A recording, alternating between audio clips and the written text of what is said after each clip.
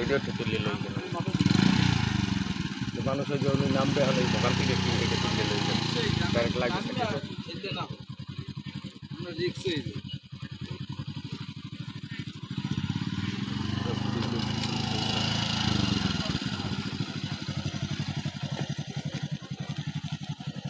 আস্তে আস্তে এই সাইড দিয়ে নামে তার রিক্স দরকার নেই নামের ধর্ম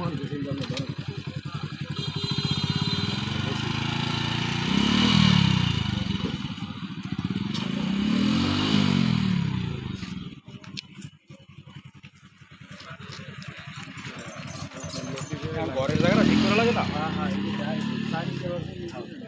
এই যে জায়গাটা ঠিক করে দিয়ে গেলে তো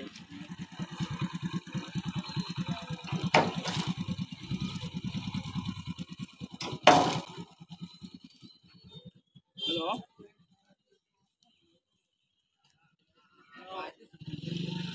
বলতে পারি না আজকে তো প্রায় 4 বছর হয়ে গেছে এর মধ্যে মনে করেন কাজ শুরু করার পরে উপরের কাজটা হয়েছে দুই সাইডে এত ভোগান্তি সব কিছু ভাঙ্গি চুরে যাইতেছে চোরে আবার ওই রড কাটিয়ে নিতে আছে এগুলো এভাবে ফালাই রাখলে তো আস্তে আস্তে এটা আরও ক্ষতি হইতেছে আমরা চাই যে দূরত্ব কাজটা যেন হয় এটা আমাদের জনগণের এবং আমাদের এই এলাকাবাসীর আবদার দাবি আসলে ব্রিজের কাজ শুরু হয় আরো 4 থেকে 5 বছর আগে কিন্তু কাজ বিভিন্ন সময় করার পরে লাস্ট এই পর্যন্ত আসছে কিন্তু দুই পাশে কোনো অ্যাপ্রোচ সড়ক নাই যার মাধ্যমে মানুষজন চলাচল করতে পারে বা গাড়ি এপার ওপার পার হইতে পারে এবং একটু বৃষ্টি হইলে এখানে চলাচল করার দায় হয়ে যায় এবং যে কোনো সময়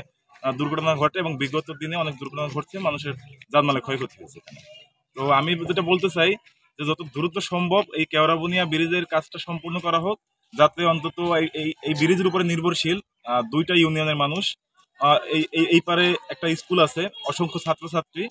তাদের যাতে অসুবিধাগুলো লাঘব হয় এবং দ্রুত সময়ে ব্রিজের কাজটা সম্পন্ন হয়